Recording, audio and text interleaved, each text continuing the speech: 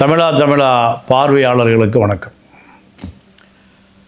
ஆதவ் அர்ஜுனா தாவேகாவிலிருந்து வெளியேறுகிறாரா?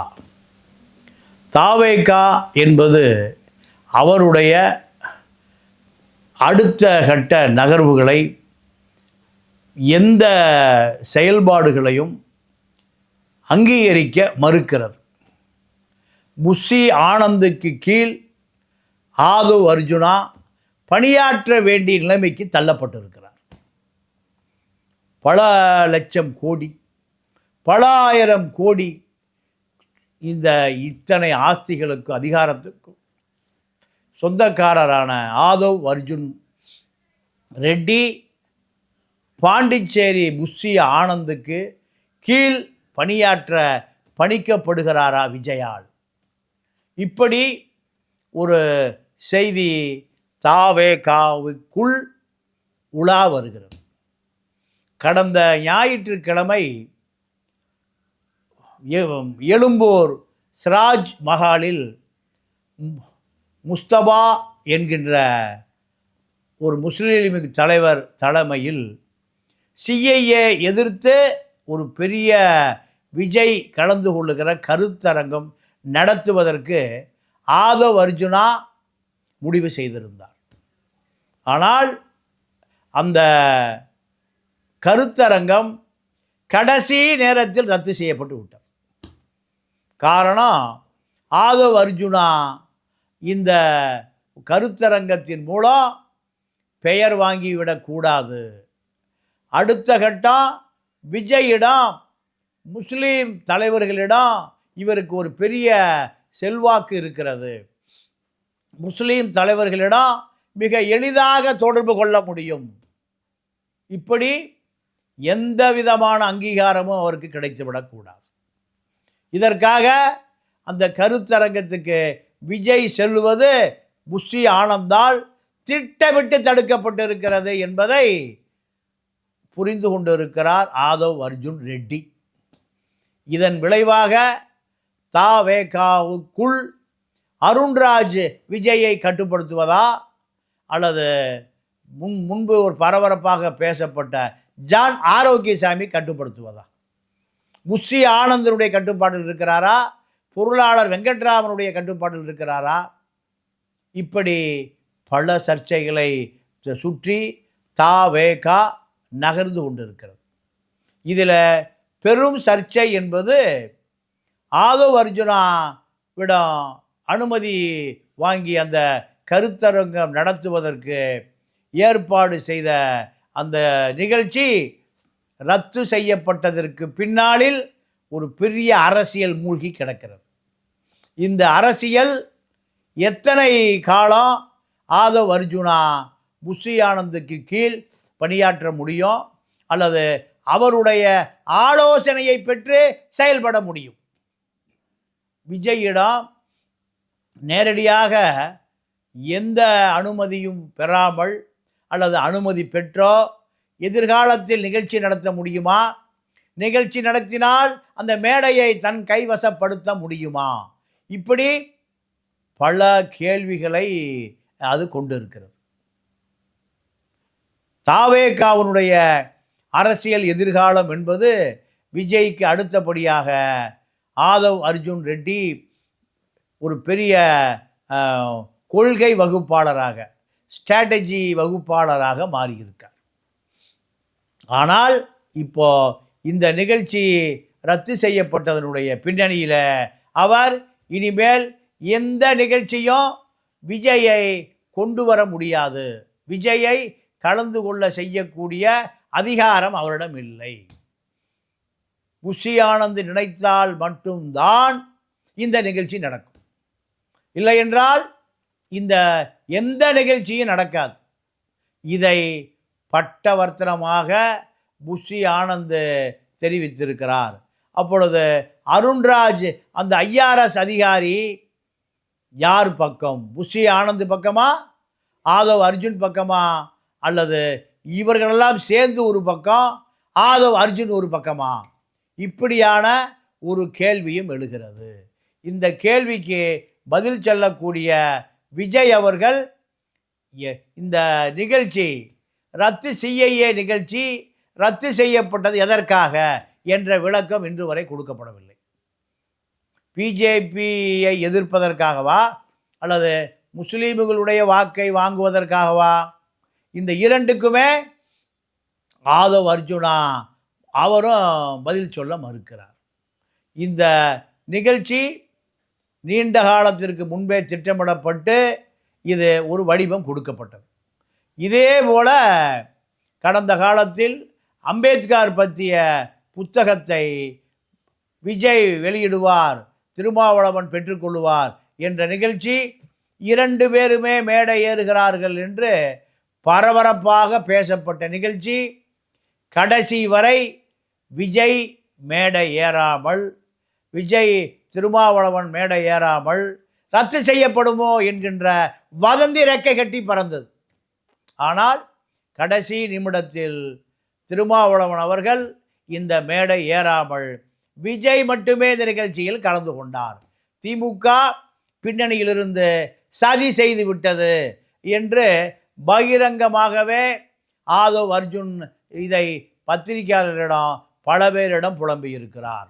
இதே நிலைமை இப்போ அங்கிருந்து அவர் அதிமுகவுக்கு செல்வதற்கு எடப்பாடியிடம் பேரம் பேசி எடப்பாடியும் அனுமதி கொடுத்து அவர் அதிமுகவில் ஐக்கியமாகிற கடைசி நேரத்தில் ஜெயக்குமார், கேபி முனுசாமி 2 பேரும் எடப்பாடியிடம் சென்று தயவு செய்து இந்த இளைஞன் அதிமுகவுடைய வருகை என்பது பல குழப்பத்துக்கு உள்ளாகும், ஆதலால் தயவு செய்து இதை தவிருங்கள் என்று அப்பொழுது ஐடி விங்கிலே இருந்த நிர்மல் அவர்களும் இந்த சந்திப்பை, இந்த இணைப்பை உறுதி செய்திருந்தார். ஆனால் அதிமுகவினுடைய 2ஆம் கட்ட தலைவர்கள் இதை தடுத்த காரணத்தினாலே இதில் வேலுமணியும் இணைந்து கொண்டார், தங்கமணியும் இணைந்து கொண்டார், ஜெயக்குமார், கேபி முனுசாமி 4 பேரையும் பகைத்து கொண்டு எடப்பாடி இந்த ஆதவ் அர்ஜுனனை கட்சியில் இணைத்து கொள்ள முடியவில்லை.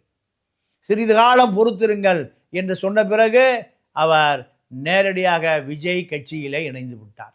இப்போ விஜய் கட்சியில் இணைந்து 2ஆம் கட்ட அரசியல் தலைவராக, மேடையை ஆக்கிரமித்து கொள்ளக்கூடிய தலைவராக, புஷி ஆனந்த் மேடையை ஆக்கிரமித்து கொள்ள முடியாது, ஜான் ஆரோக்கியசாமி மேடையை ஆக்கிரமித்து கொள்ள முடியாது, அருண்ராஜ் மேடையில் சங்க பிரசண்டம் செய்ய முடியாது. விஜய்க்கு அடுத்தபடியாக பெரிய பேச்சாளராக விஜய் கட்சியால் அறிந்து கொள்ளப்பட்டவர் ஆதவ் அர்ஜுன் ரெட்டி. இந்த நபர் விஜய் கட்சியில் மழுங்கடிக்கப்பட்டிருக்கிறார். இது அவருடைய அரசியல் வாழ்க்கை எத்தனை தூரம் நகர்ந்து போகும், எத்தனை காலம் இந்த ஆதவ் அர்ஜுன் சபரீசனை எதிர்த்து, திமுகவை எதிர்த்து, இப்படி பல கட்சிகளை எதிர்த்து அரசியல் செய்யக்கூடிய முக்கியத்துவத்தை எப்பொழுது பெறுவார், யாரிடமிருந்து பெறுவார்? விஜயிடமிருந்து பெறுவாரா அல்லது விஜயால் எதிர்காலத்திலே புறக்கணிக்கப்படுவாரா? புஷி ஆனந்தை சமாளிக்க முடியாத இந்த ஆதவ் அர்ஜுன் எப்படி விஜயை சமாளிக்க போகிறார் என்கின்ற கேள்வி பெரிய அளவிலே எழுந்திருக்கிறது.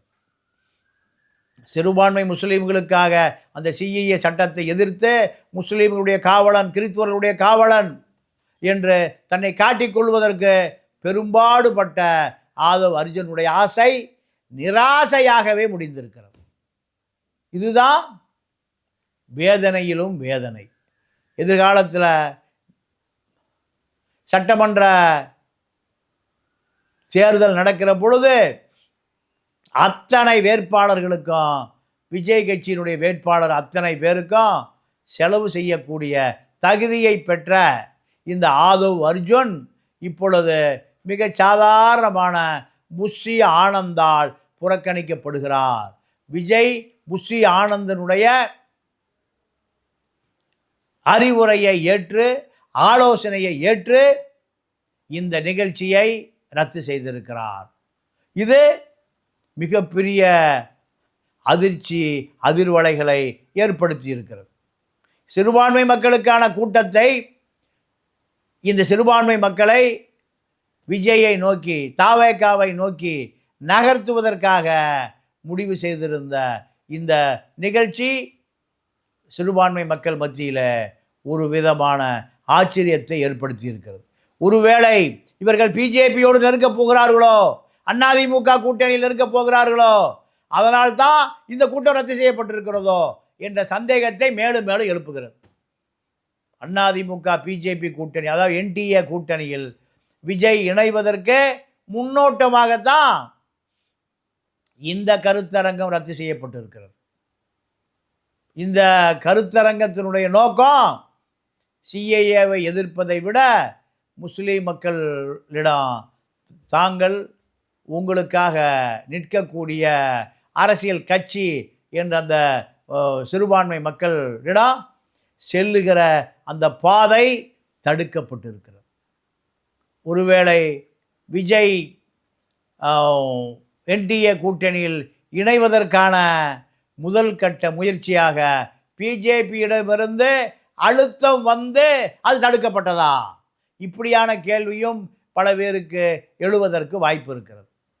ஆக தாவேகா இந்த இயக்கம் முழுக்க முழுக்க அதிமுக பிஜேபி கூட்டணியோடு நெருங்குவதற்கு தயாராகிவிட்டதா என்கின்ற சந்தேகம்தான் இந்த சிஐஏ கருத்தரங்கம் ரத்து செய்யப்பட்டதனுடைய பின்னணி அரசியல் வரலாறு.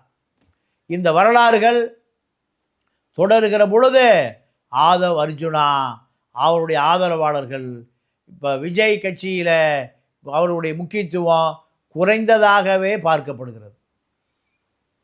விஜய் கட்சியினுடைய அரசியல் நடவடிக்கைகளை தீர்மானிக்கக்கூடிய சக்திகள் எது? அப்படி எந்த சக்தி விஜயினுடைய அரசியல் நகர்வுகளை, எதிர்காலத்தை, கூட்டணி கட்சிகளை, கட்சிக்குள் இருக்கக்கூடிய நிர்வாகிகளை எல்லாம் கட்டுப்படுத்தக்கூடிய அதிகாரம் விஜய்க்கு அடுத்தபடியாக ஆதவ் அர்ஜுனாவுக்கா புஷி ஆனந்துக்கா என்கின்ற போட்டியும் இப்பொழுது நடக்க ஆரம்பித்திருக்கிறது.